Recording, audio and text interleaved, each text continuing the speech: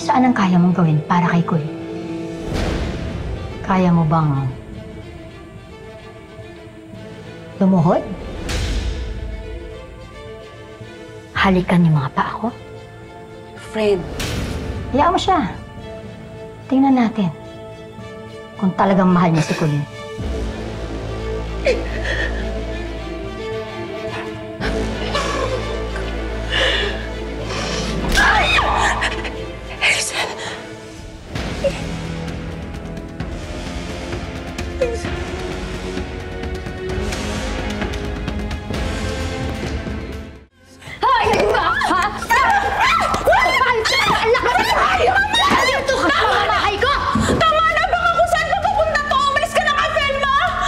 Hindi kita luluhuran, Hazel.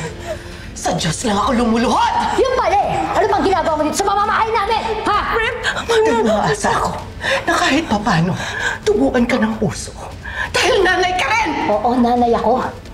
Nanay na namatayan ng anak nang dahil sa anak mo. Hindi! Nanay nang nawalan ng anak dahil sa aksidente na pinipilit mong krimen ng anak ko! At di mag-delay ka pa? Kahit sinampal na kayo ng testimonya ni Timo. Testimonyang gawa-gawa lang. Dahil binayaran mo lang siya at inutusan! Ikaw ang gumagawa ng kwento, Velma! Talaga ba, Hazel?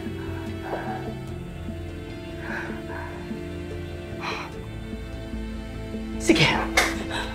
Sige, sabihin mo! Isumpa mo sa anak mo na hindi mo binayaran si Timo para gumawa ng kwento para idiin ang anak ko!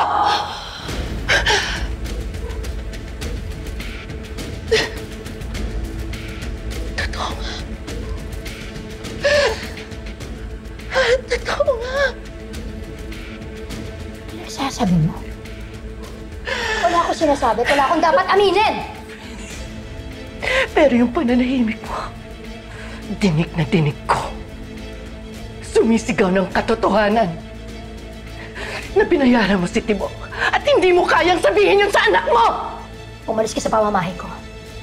Bago pa kita idemanda ng assault, trespassing, magkasama na kayo ng anak mo sa kulungan! Anak! Umalis ka na, Velma!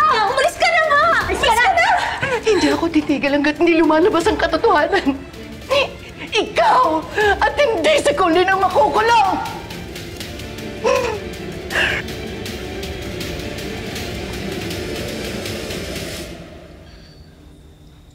Nay, baka niyo pa kasi pinuntahan. Pag kami ni tatay pumupunta kay Hazel, nagagalit ho kayo. Tapos, pupuntahan niyo mag-isa na. Ang tapang niyo naman po. Nga po, Nay. Buti hindi kayo sinaktan ng demonyong yun. Hindi. Hindi ako papayag. Buti naman ho. O, ano na, may napala ho ba kayo? Wala rin naman, di ba? Meron. Kahit hindi niya diretsahang inamin, nahuli ko siya. Nay, hindi naman po ibig sabihin na hindi sumagot sa inyo si Hazel. Eh, umamin na siya. Nay, hindi po laging totoo yung silence means yes. Pero totoo ang mother's instinct. Ina ako na nakita ko sa kapwa-ina ang katotohanan. Kayo mga anak, kaya ko kayong tingnan sa mga mata at diretsong sagutin sa inyo kahit paanong tanong niyo. Pero si Hazel, kahit picture ng anak niya, hindi niya kayang tumingin at sabihin na hindi niya binayaran si Timo. Pupuntahan ko ulit si Timo. Ha? Bakit, Nay?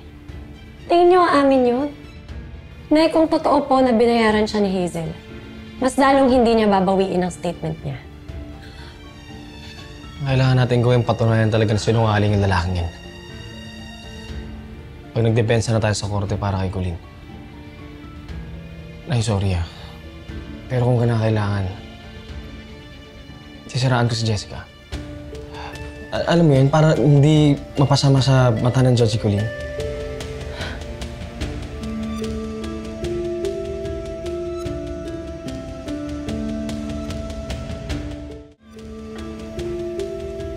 Yan ang wag na wag niyong gagawin, mga anak.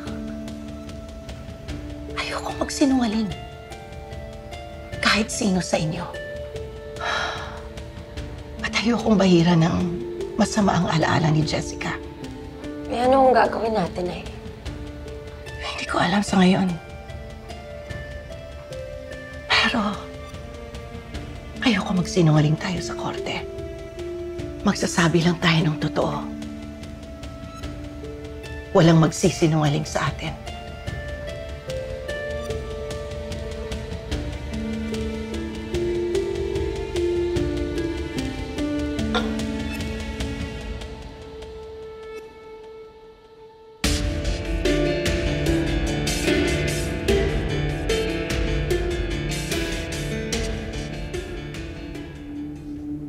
Well, maayos ka lang ba?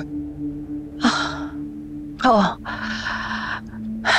Bigla na naman sumakit yung ulo ko eh. Manuel, paano natin lalabanan ito? Velma, hindi ko na nga rin alam eh. Alam mo, iniisip ko, parang gusto ko nang patulan yung sinabi ni Jeffrey. Alin? Sisiraan si Jessica? Manuel, ayoko. Hindi si Jessica, si Timo. Sisirain natin yung kredibilidad niya. Hahanap tayo ng tao na pwede nating utusan para... Ano?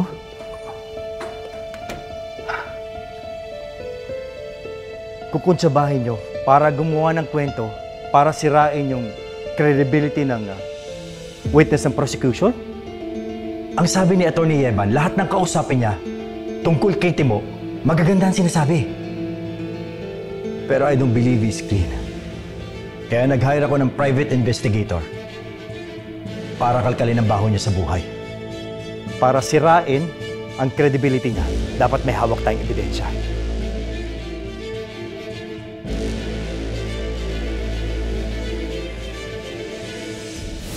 The defense has painted that your daughter is kind and incapable of harm. Pero let's address the issue.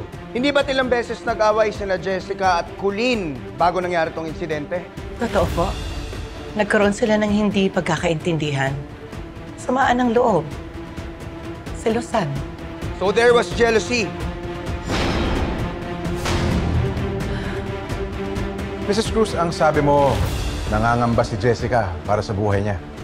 Sinabi niya bang dahil pinagbabantaan siya ni Colleen? Opo. Meron ho ba kayong ebidensya? Perhaps a recording or witness that can confirm it?